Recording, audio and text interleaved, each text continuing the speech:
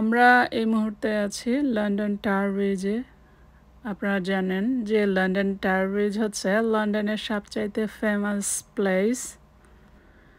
আসসালামু আলাইকুম সবাইকে, কেমন আছেন সবাই? আমরা আলহামদুলিল্লাহ ভালো আছি। তো আমরা এখন আছি টাওয়ার ব্রিজের উপরে। তো দেখতে পাচ্ছেন থেমস রিভারের উপরে এই টাওয়ার ব্রিজটি অবস্থিত। তো টাওয়ার ব্রিজটি যেমন দেখতে সুন্দর, তেমনি তার পরিবেশগুলো কিন্তু খুবই সুন্দর। আর সবচেয়ে বড় কথা হলো থেমস রিভারটা কিন্তু দেখতে খুবই ভালো লাগে।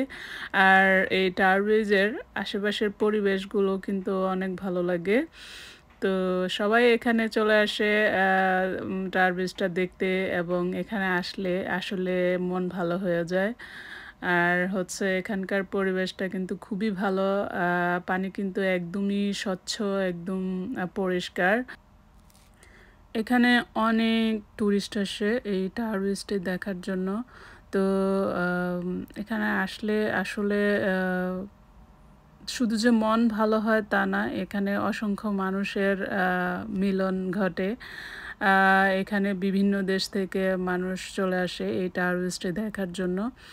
তো আমরা আসলে এই টাওয়ার ব্রিজে যতবার আসি আমাদের আসলে মন ভরে না। আমরা মনে হয় যেন প্রতিদিন এখানে আসি। এখানে আসলে আসলেই একদম মনটা পুরো ভালো হয়ে যায়।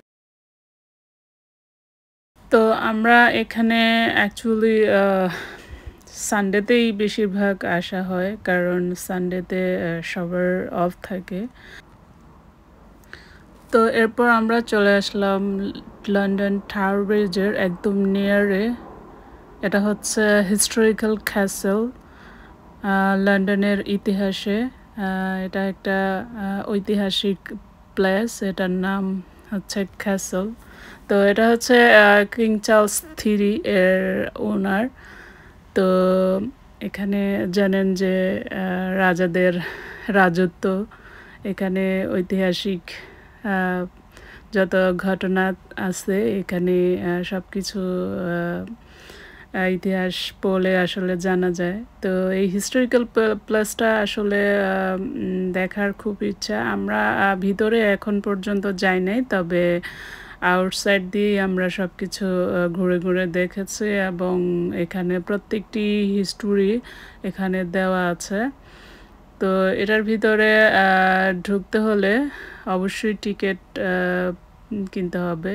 টিকিট করেই যেতে হবে এই ক্যাসলটির ভিতরে, যে ইতিহাস লুকিয়ে আছে রাজা রানীদের।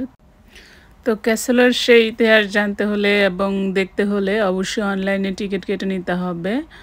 আর এখানে এসেও টিকিট করা যায়। তো যাই হোক, আজকে আপনাদের সবার সাথে আমাদের আজকের এই সুন্দর একটা পরিবেশ আপনাদের শেয়ার করলাম। তো সবাই ভালো থাকেন। আল্লাহ হাফেজ।